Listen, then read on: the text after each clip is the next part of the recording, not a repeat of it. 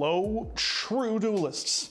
My name's Craig Fee, and welcome to the New Card Report. Rage of the Abyss is notable for two reasons as far as I'm concerned.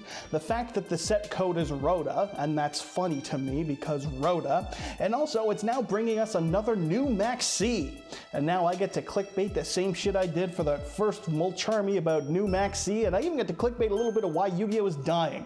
I don't actually necessarily think that myself, but everyone loves to comment it, so really it's not my fault, I'm simply pandering to my audience.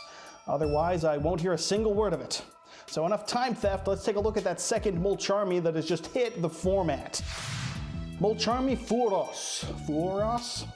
This guy is the new sequel we all expected and only some of us wanted to Purulia. This one being a level 4 wind attribute winged beast type, with an irrelevant stat line for its attack and defense. And it's nearly identical to Purulia with that one minor but major difference. That is, in order to use this, you have to control no cards. You can only use one other Mulcharmy effect the turn you do use it, and at the end phase, if you have more cards in your hand than the total number of your opponent's cards on the field plus 6, you'll randomly shuffle cards from your hand until you only have their board plus 6 left. And this one, of course, draws a card when the opponent special summons, but unlike Purulia from the hand, it's from the main or extra deck. And you can go ahead and nitpick and be like, actually, Purulia's from the hand, regardless of whether or not it was a special summon. I misspoke minorly. Shut the fuck up. So, obviously, Maxx is back, and the game is now dead. Or Maxx is back, and now we can all laugh at the idiots who play this game in ways that we don't like, because Maxx is actually the best and most balanced card in the game. Whichever side of the debate you happen to fall on, I guess. Obviously, you want to try and be a little bit rational about it, and not just doom post and bitch endlessly. But if you aren't a fan of the bug, you're not going to like this. Is it a fish? What the fuck is it? Obviously, it's a lot better than Purulia is what it is, since far more decks are going to be summoned from the main deck and especially the extra deck over the course of their turn, far more than summons from the hand. The worry is, if it's as good as some might fear, it just becomes another card that effectively ends the turn. If you play into Maxx and they start their, turn with 15 cards, you're not as much in favor of winning that duel as you'd like to be. And if you go off with this going on with the opponent's hand, and you end your turn and they have 5 cards, so then they get 5 plus 6, so they've got 11 cards in the hand, it's still a bit of an uphill battle for you regardless of what it was your end board was. Not counting any other hand traps that they might have been able to use to disrupt you, because you can of course use the hand traps that you've drawn off of this card. To me, I think the trouble is that Maxx is just such a goddamn powerful card that making a weaker version of it either gets you something like Purulia, which feels like it's going to be a little bit too weak, or this, which feels like it might still be too strong. It's a very hard thing to balance, although I can appreciate at least the attempt. For Master Duel, I'd much rather face this than pure Maxx. It's only good going second. It's a strong going second tool that realistically the game could use more of, and if they opt to ban the bug and replace it with this, I'm more than okay with that. But for the TCG, I just fucking hope they ban it. You can have whatever opinion you want on it. I like having a format without a Maxx-like card in it, and having TCG available to me as well as Master Duel has kept me at peace. I'd much rather keep it that way, but that is simply me. And more importantly, that's not funny. So Furos, more like fuck me, boss. Am I right, complainers?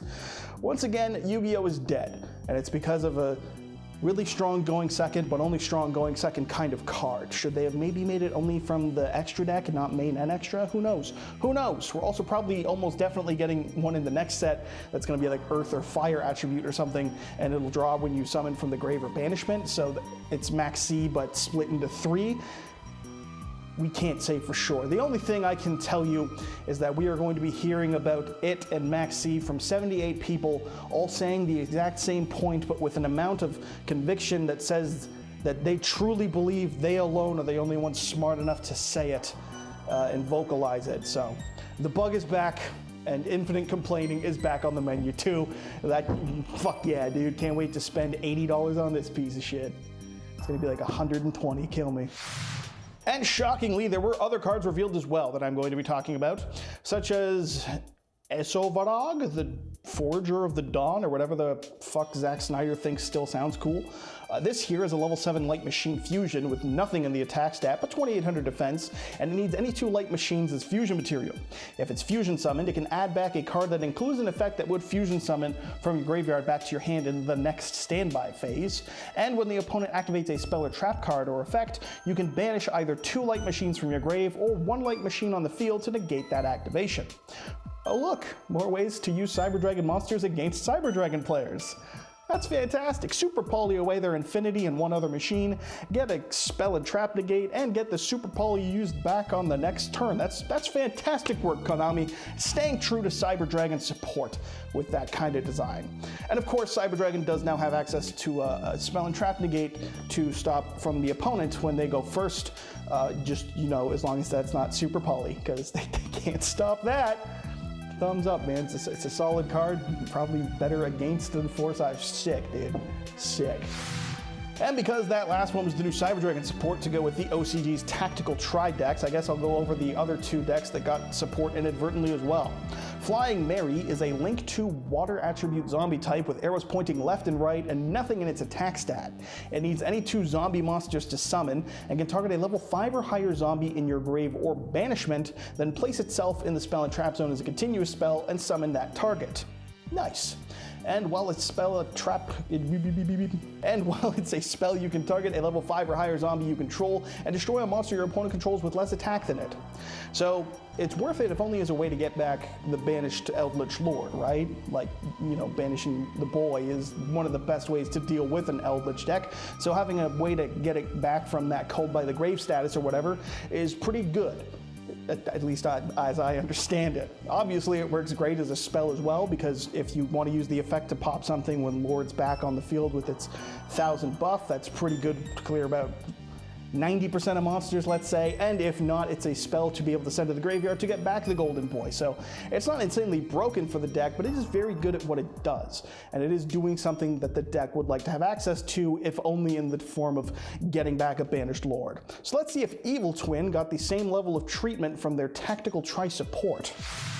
Little Magi Mage is apparently the Evil Twin support from the set, and it's a level 2 Dark Cybers with nothing in the attack stat and 1200 defense. Once per turn, you can quick effect tribute a Cybers monster or a Link monster to summon this card out from the hand, and while on the field it'll gain attack equal to the total rating of all Link monsters in your grave multiplied by 400, like the shittiest Grand Maju imaginable. I mean, I guess it's a good way to dodge Imperm. Kind of helps Cybers decks more than Evil Twin specifically, though. Am I right in saying that? Like, why not make it Fiend if this is support for the deck that sometimes has a Fiend lock, right? Am I right in saying that? I don't, whatever. As it is, when I saw it, I saw the level 2 and thought Sprite support way before I thought Evil Twin support, so what do I even know? Fuck all about Evil Twins. That is what I know. I can tell you that much. If the whoa, what is speaking? It's another body and a deck that can spam out links, so I'm sure they can use it. But I feel like this is the clear loser of the Tactical Tri supports compared to what Sidra and Eldlich got. And feel free to correct me if I'm wrong in the comments, because I have no intention on dying on that hill. And last up, I'll throw in just another really solid card. Final Bringers Below. It's a quick play spell that you wish it existed when Mystic Mine was in the format. It's got a hard once per turn on it, and will target a monster you control and any card the opponent controls to destroy them both. And that's it. It's depicted as being the standard edition model of the Marvel Skybeam in terms of artwork, but it's just a really solid card. Against a card like a Floodgate that is Skill Drain or something to that effect, you can activate your monster effect and then chain this, pop your monster in the Skill Drain, and then you can keep going. Or if the opponent uses Imperm or a Veiler on you and you're going second, you can again tribute your thing away, pop an opponent's card, and presumably keep going. It's really solid. Like, is it insanely strong and the new mandatory staple? No. Snake Eye and Fiendsmith exists, and under that umbrella, who gives a shit about this thing? But that doesn't make it unplayably bad. It's just maybe underwhelming, but I think still very, very solid. It's a versatile removal spell that has no real restrictions beyond being a hard once per turn, and I think it's just a good card to have. I think if more cards were designed like this, it'd be a much more enjoyable game overall. Unfortunately, as I said at the beginning of this video, the game is dead, and Maxx is back, and that's either the best thing to ever happen or a reason to end it all. And you can tell me I don't care. So why not memorialize this definitely dead and fully deceased game with your own lovely LIFD Magic Deck display? It's not like you're gonna play the cards, so why not display them? Promo code YGOStrats15 for 15% off will get you 15% off whether you click the link in the description of this video or go to the checkout and type it in the discount line. Do whatever you want, just make sure you do that, because I'd appreciate it. As always, thanks to LIFD for the support, and thank you for watching. I've been your host, Craig Fee, late night edition, at least in terms of when I'm uploading this shit, and I will see you tomorrow and the day after that, and the day after that, because it's video time, baby. Jesus Christ, what a week. Maxx arguably isn't even the biggest thing happening, and it's happening twice. Sick. Anyways, fuck it. See you tomorrow.